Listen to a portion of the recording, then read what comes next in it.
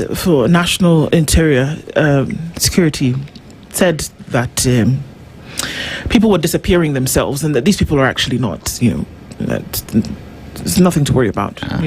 They were just no big deal. They just went to hiding, went to rest for a couple of days. So these people who said they've been abducted by police, that's not the situation. Now, as worrying as that may be to anybody who hears it, let's park that for a moment. Because whereby you would, and the National Police Service across board is under this ministry, right? As a department that operates under this ministry. And one would imagine that they would be busying themselves in the act of taking care of that. Now, no sooner had that happened than we started to see that we continued to see the rise of goonism, that we had just come off the place where it seems as though it's like, I hear there was a time in this country where everybody was after quail eggs. It seems as though the most recent thing now is see how you can own a pack of goons and what they can actually do for you politically. And so then Friday, we were all met with the drama that was happening on the Thika Superhighway, where vehicles were stopped and people were being manhandled and then being robbed in broad daylight, not too far from police posts. That was Friday. We get into the weekend, and in Kisii, there was again attack for which a member of parliament has been asked to come and have a conversation.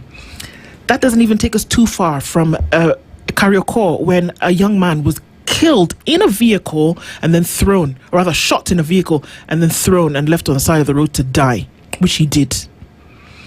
And then over the weekend, Kisii, somebody, again, after the attack on goons, dies, succumbs to injuries. Saturday evening, people were having a cup of tea in an establishment in Westlands, and people come into this establishment and rob them at gunpoint and take off. These are all happening in rapid succession in the country today, and it's not even political silly season yet proper. What's your take of this, Dr. Luchetu? Thank you so much.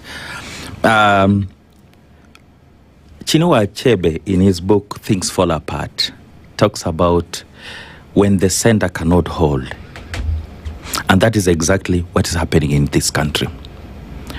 We have sunk very low because we are actually manipulated by the political elites. And on this basis, you realize that this is the same thing that was happening during the last days of Moi regime. I'm seeing them returning to this country. Why?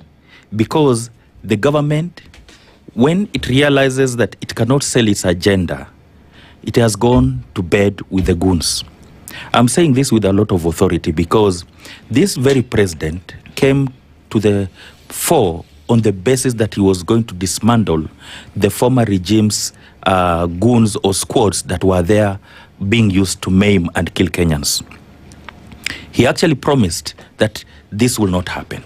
But what we are seeing 2 years down the line, we are seeing the same leadership having created a new squad that is actually parallel to the National Police Service and therefore acting with impunity across the country.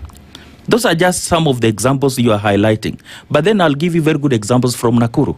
What happened in my own county, in Kuresoi.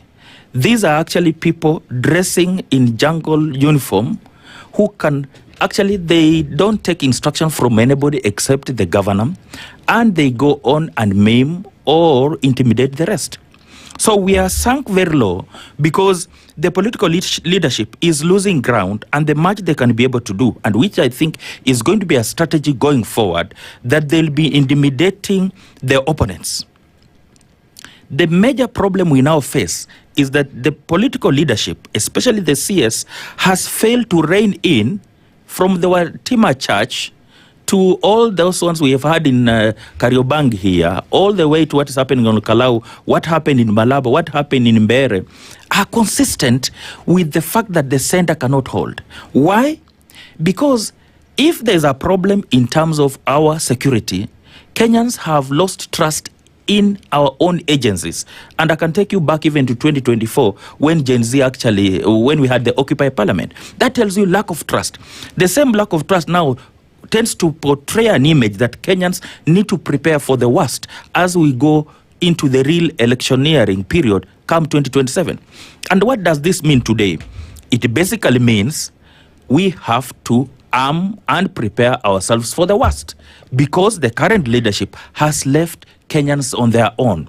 Why will you, for example, to date, that people who attacked Gachagua in that church have not been arrested? Even the member of parliament today being summoned, among those ones that the former CS Interior Matiang'i indicated that the next parliament was likely to have 40% of people who have got questionable character. And that's what we are seeing. So when the president is in bed with the very people, with that questionable character, he has no more authority to control. And I'm looking forward to a situation where if Kenyans don't rise up, it's going to be worse than what we are facing.